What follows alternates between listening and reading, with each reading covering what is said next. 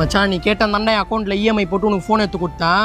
வேற யாரா இருந்தா கண்டிப்பா பண்ணிருக்க மாட்டேன், உனக்கே தெரியும். ஸோ அதனால மாசம் மாசம் கட்ட காசை மட்டும் போட்டு விட்டுரு. டேய் இப்போ என்ன கரெக்டாக தானே காசு கட்டினேன். டேய் அது டவுன் பேமெண்ட்ரா, அதை கட்டினா தான் ஃபோனே கொடுப்பாங்க. அப்ப நீ கட்டி தான் ஆகணும். மச்சான் இஎம்ஐ டேட் 4 நாள் முன்னாடி உன் அக்கௌண்ட்டுக்கு தானே காசு இருக்கும் பாரு. ஏதோ ஒன்று மாசம் மாசம் கட்ட காசை போட்டேன்னா சரிதான். நான் வண்டி இப்போ காசு சர்வீஸ் பண்ணிட்டீங்களா? ஆமா எவ்வளோ ஆச்சு? 2800 தம்பி. சரி ஜிபே பண்ணிடுறேன். பேலன்ஸ் இல்லையா? 5000 ரூபாய் வச்சிருந்தானே. இவன் ஃபோன் இஎம்ஐக்கு தூக்கிட்டானுங்களா? தேவையில்லாத அவளடா உனக்கு. சி நான் கேஷாக கொடுத்துட்றேண்ணா. என்னடா வரும்போது இவ்வளோ டென்ஷன் ஆகிற?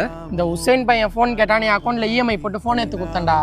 மாசம் ஆனால் காசும் கட்ட மாட்டான், ஃபோன் பண்ணாலும் எடுக்க மாட்டான், அவங்க வீட்டுக்கு எப்போ போனாலும் வீட்லயும் இருக்க மாட்டான். அதான் அவனை பார்த்துன்னு ஓட்டானா அவன்?